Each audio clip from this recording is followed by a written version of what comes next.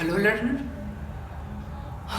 Today I am going to teach you Michael Madhusudan Dutt, and he was born in 1824 and died in 73. Okay. He was born in Hindu family in Bengal, and after that he converted himself in Christianity. Okay. He accepted Christianity. और जब हम इस चीज़ के बारे में देखते हैं, he was a poet and playwright, and his pen name is Timothy. इसका जो पेन नेम है ना टिमोथी है, and introduced blank verse in Bengali first time.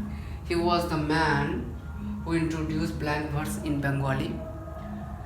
और इन्फ्लुएंस जो हुआ था वो वर्ड्सवर्थ और जॉन मिल्टन से काफ़ी इन्फ्लुएंस थे.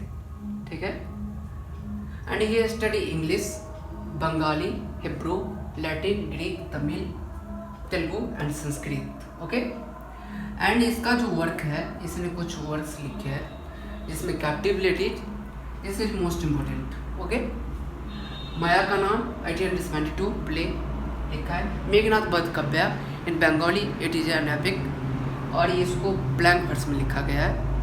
और इसके बाद शर्मिष्ठा जो 1859 में लिखा गया है. ठीक है.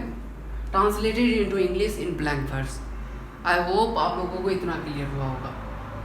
ठीक है. नेक्स्ट हम कुछ चीज़ के वर्क के बारे में बात करते हैं जो मैंने अपने नोट्स में लिखा है. आप लोग लिख सकते हैं.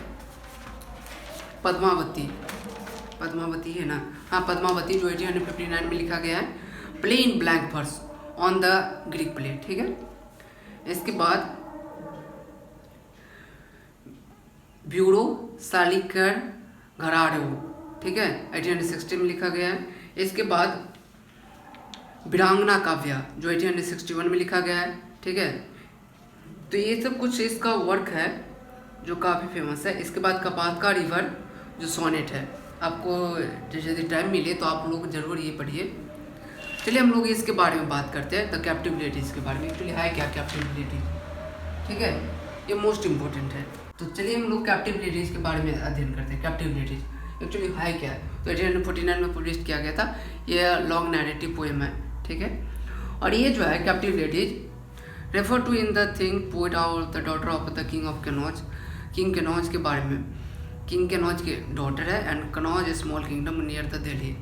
ठीक है. और दिल्ली के आसपास में कनौज किंग है जो rule by the Hindu kingdom.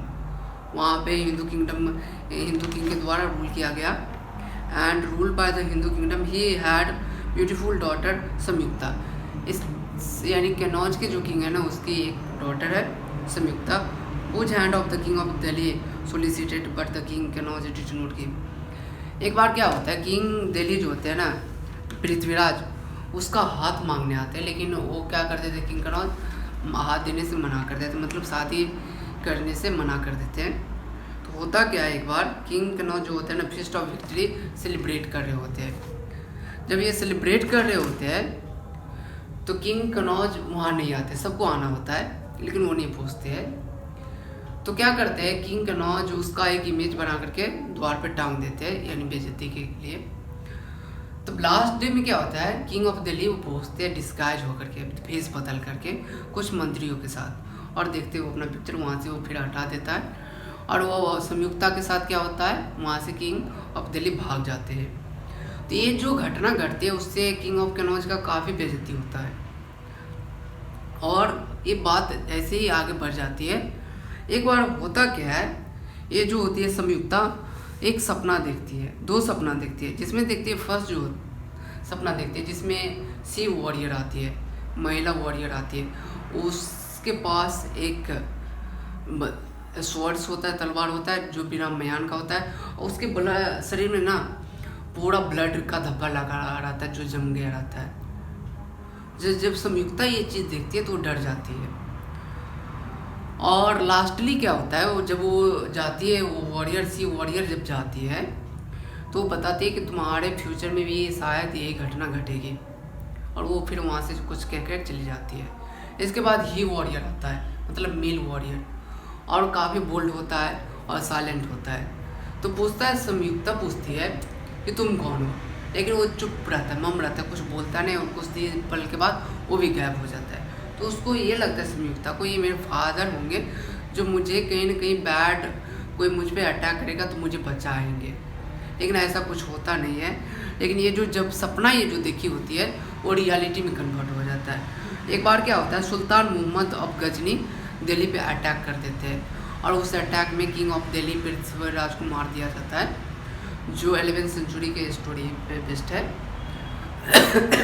मार देने के बाद जब संयुक्ता उसके फ्यूनरल में जाती है तो वो अपने आप को भी उसमें आग में अपने आप को मार लेती है, मर जाती है उसी में। तो कहीं ना कहीं ये जो दिखाता है, जो कैप्टिव लेती है, डिवोशन के बारे में दिखाता है कि एक पत्नी का डिवोशन अपने पति के प्रति कितना है। The poem show that the royal condition of 11th century India, it show that the devotion of the queen to her husband. एक क्वीन का यानी एक रानी का अपने हस्बैंड के प्रति कितना लगाव था, यानी कितना डिवोटेड थी। इसमें एक लाइन है, जब वो सी वॉरियर आती है, काफ़ी यानी सिथले से स्वॉर्ड रहता है उसके पास और काफ़ी बोल्डनेस दिखती है, तो उसमें एक लाइन है, dark was her hue as darkest cloud which come to the moon's fair face to shroud. ठीक है, तो इसमें बात करते हैं कि उसका जो यानी स्ट्रक्चर कैसे दिखती थी, तो एकदम डार्क क्लॉड की तरह दिखती थी। तो इस चीज़ के बारे में ये बात करता है। आई होप आप लोगों को ये सब समझ में आया होगा, आप लोग नोट डाउन कर सकते हैं।